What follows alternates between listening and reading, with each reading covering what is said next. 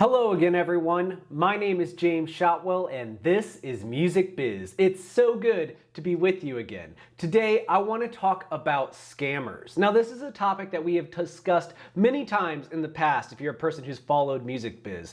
But ever since our last video, I have received dozens of emails from musicians all over the world who are afraid they're getting scammed. And unfortunately, more often than not, they are. So today I'm going to share with you a real life example of how scammers work so that you don't get caught up in their games. Now this story happened to my friend Jamal, who is an up and coming musician living in the United States. Back in April, Jamal was contacted via Instagram by a man who showed an interest in his music. After a few DMs, the man asked Jamal if he was familiar and interested in Warner Music Group. And of course, Jamal, being an up-and-coming artist, is absolutely interested in hearing from one of the biggest labels on the planet. And the man tells him that that's good news because he has an offer that Jamal can't resist. Now, it probably goes without saying, but this is where the rub comes in. Now, as you can see from the DM I posted here, as soon as Jamal expresses an interest in Warner Music Group, the man begins his attack. He starts to talk about how there's this offer happening, this exclusive deal this month only,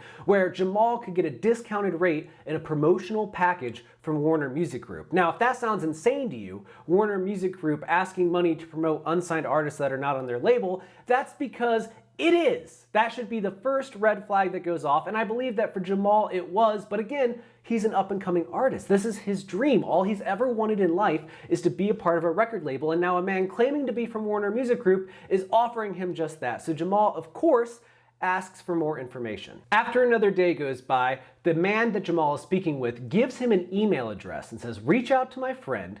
They work with Warner Music Group, tell them I sent you, and they'll know that you're the one to get that discount. And just for the record here, I don't want to reveal the email address, but it is an email address that ends with @gmail.com. And let me tell you right now, again, any up-and-coming artists out there, if someone tells you to contact a person from one of the 3 major record labels, or really any record label, and the email address that they give you does not end in that record label's URL, for instance, warnermusic.com or sonymusic.com or something official, again, red flag moment. If it's not an official email address, you should just stop it right there and ask for an official one. But Jamal was curious, so he reached out, and this is what he got back. Now, real quick, I need to offer a quick asterisk and apology. If you're listening to an audio version of this recording, you will not be able to see the images that I'm about to put on the screen. But if you go to YouTube or Spotify and you look up Music Biz, you will be able to follow along. So I'll do my best to describe it, but the best way to experience this show is through YouTube or Spotify. Just look up Music Biz, okay? Let's get back at it. Now, as you can see, the first form that Jamal received was an application form that looks fairly formal. There's a logo for Warner Music Group, there's a phone number, there's an address, there's a website, but then we start looking at the questions and even the way the form is worded, and things start to feel a little bit fishy. For starters, at the top of the page it says, kindly fill below information for 1 through 20. That's not really the kind of language that you'd usually find on this form. And about halfway through the questions, it starts to ask about your hobbies and skills. Again, not something a record label is genuinely asking. It is the kind of thing that a scammer would ask if they were trying to figure out the answers to the security questions that would give them your password, but that's just a hypothetical that I'm talking about here. And if we go down a little bit further on the page, you'll see that it asks for your next of kin details, which again, should be a giant red flag. I mean, who uses the phrase next of kin, especially on a form like this that doesn't really feel all that formal? Now, at the end of the letter, there is a signature from CEO Stephen Cooper of Warner Music Group, and that looks pretty official, just like the phone number at the top of the page.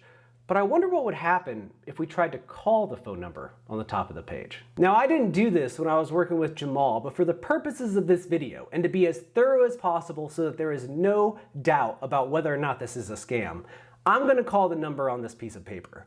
206-337-1567. Now, according to my Google searches, this is not a number for Warner Music Group. So let's see what happens when we press dial. Call rejected. Now, if you didn't hear that, it said call rejected.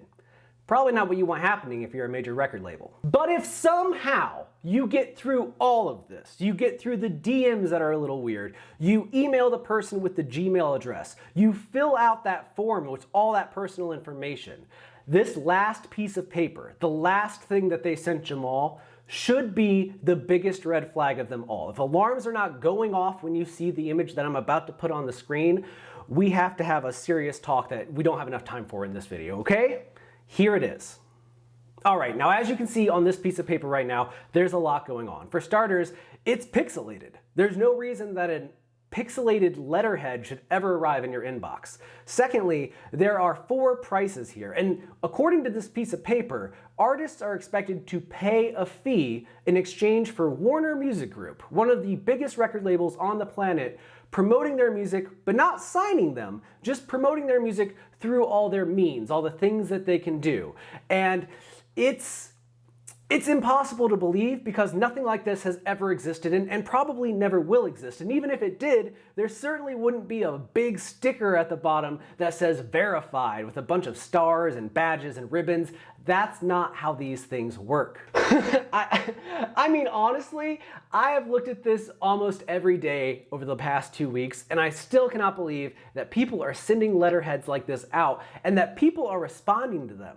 Because the entire reason that I met Jamal, that the email came to me in the first place, was that he had reached this step. He had done everything else these people had asked, but something about this piece of paper was the red flag that he needed. So he emailed me, I spoke with him, and we ultimately decided to stop responding to these people. And the problem is that he's just one of hundreds, if not thousands of artists receiving similar opportunities that is, in quotations, through DMs on Instagram, Twitter, and other sites. And while I do hear from dozens of them every single month, I'm sure that there are many more out there who are falling prey to these scams. And I don't want that for you.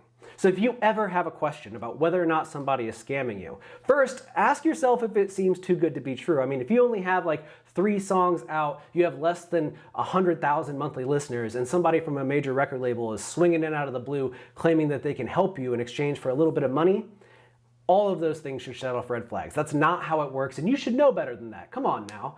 I appreciate that you want to be an overnight sensation, but you also understand that that's rarely what actually happens. So if somebody comes along promising you something that seems impossible, it's likely that it is, especially if the phone number they include in the email doesn't actually work. But of course, you might still have questions, and if you do, I'm here to help. So you can send me an email at any time. It's James, James, at haulix.com. That's HAULIX.com. And I'll even throw it here at the bottom of the screen in case you want it for reference. If anyone ever reaches out to you and asks you a question about your career, makes you feel uncomfortable, offers you something too good to be true, or you just have questions about how to respond, email me and we'll sort it out together. I'm not going to charge you anything. I'm not going to try to sell you any services.